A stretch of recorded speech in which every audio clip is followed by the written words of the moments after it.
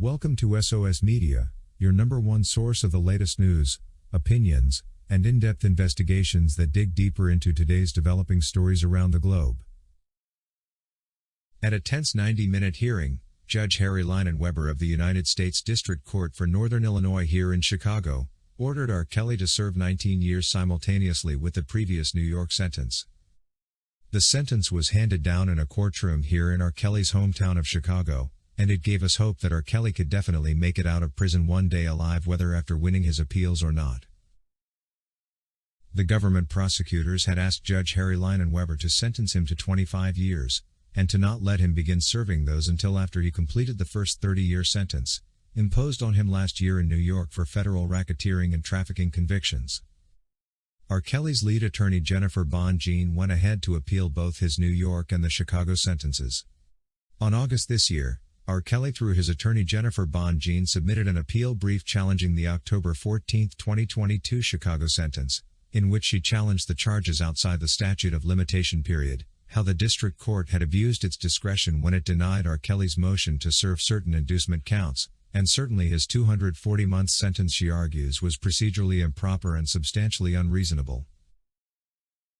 We should understand the truth that if for some reason you cannot meet the prescribed deadline in which to serve and file your brief, you may file a motion for extension of time with the appeals court.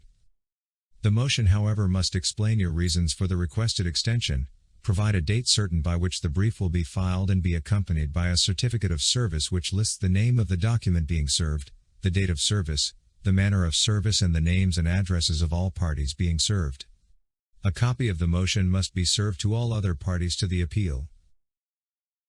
It is the policy of the court to grant no more than one motion for extension of time per side, and the enlargement sought not to exceed 120 days, and then only on the basis of an affidavit setting forth a good cause to warrant the requested enlargement, and an explanation as to why the particular time period requested is reasonable. Now, the government has for the second time requested for an extension of time in which to submit their reply to the R. Kelly's Illinois appeal brief. The United States of America, by its attorney Morris Pasqual, acting U.S. Attorney for the Northern District of Illinois, pursuant to Federal Rule Appellant Procedure 26 and the 7th Circuit Rule No. 26, has moved the appeals court for a 30-day extension of time, to and including October 31, 2023, to file its brief in this case. The extension of time is supported by an affidavit by the Assistant United States Attorney Brian Williamson, who represents government in the United States versus Robert Sylvester Kelly, Appeal No. 23-1449. Brian cites the fact that government still needs more time to carefully review the transcripts and the pretrial rulings from the district court proceedings, in addition to the specific legal research on particular questions of the law given the complexity of this case. Still, as previously given, the issue of the workload was again stated as one of the reasons for the extension motion. Brian highlighted on his busy schedule and work plan for the past few weeks and the weeks to come. The affidavit again also brings forward the fact that the dates for the oral argument have also not yet been determined, but also stresses the fact that this extension, just like the first one, is not in any way meant to delay the case. According to Rule 26, extensions of time to file briefs are not favored. A request for an extension of time shall be in the form of a motion supported by an affidavit, and date the brief is due shall be stated in the motion. The affidavit must disclose facts which establish to the satisfaction of the court that with due diligence, and giving priority to the preparation of the brief, it will not be possible to file the brief on time. In addition, if the time for filing the brief has been previously extended, as it's the case here, the affidavit shall set forth the filing date of any prior motions and the court's ruling thereon.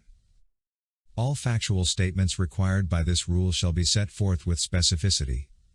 Generalities such as that the purpose of the motion is not for delay or that counsel is too busy will not be sufficient. It seems as though the government is trying to rely more on these generalities than discrete facts, and that keeps one wondering if these extensions are not just meant to delay the appeal process, and thus keep R. Kelly behind bars longer. The factual facts mainly include the engagement in other litigation, provided such litigation is identified by caption, number, and court, and there is set forth a description of action taken on a request for continuance or deferment of other litigation, and an explanation of the reasons why other litigation should receive priority over the case in which the petition is filed, or other relevant circumstances including why other associated counsel cannot either prepare the brief for filing or in the alternative, relieve the movant's counsel of the other litigation claimed as a ground for extension. Accordingly, one would be right to believe that government has a sufficient number of alternative attorneys to prepare documents and handle the various cases in their dockets than the private firms like the Bonjean Law Group. Let's hope these government reasons are not a reflection of the weaknesses within the judicial system. Other grounds that maritime extensions occur if the matter under appeal is so complex that an adequate brief cannot reasonably be prepared by the date the brief is due, provided that the complexity is factually demonstrated in the affidavit. This is a rather valid fact given the fact that Bonjean has been able to unearth a lot of misinterpretations of the law in this case and also the fact that we have 2 appeal proceedings taking place concurrently. In some cases, extreme hardship to counsel can result unless an extension is granted, in which event the nature of the hardship must be set forth in detail.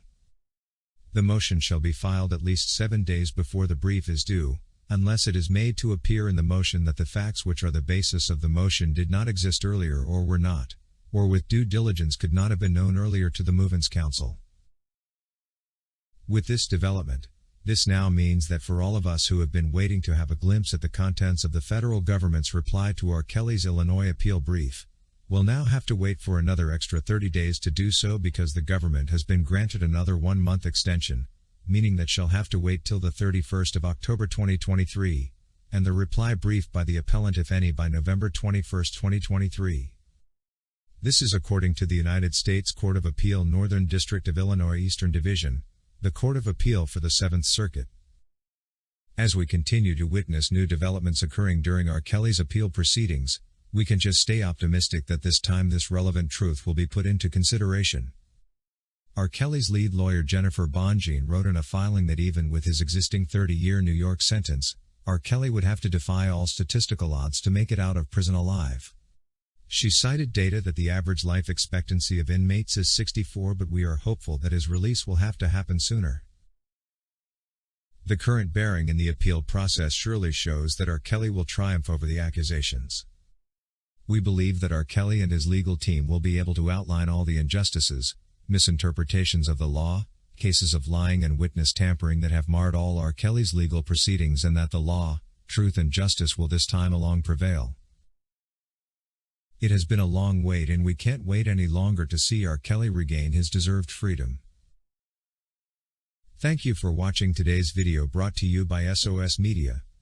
If you haven't subscribed to our channel yet, please subscribe, and hit the bell icon so you never miss any of our videos. Also remember to leave your comment about today's topic in the comment section below.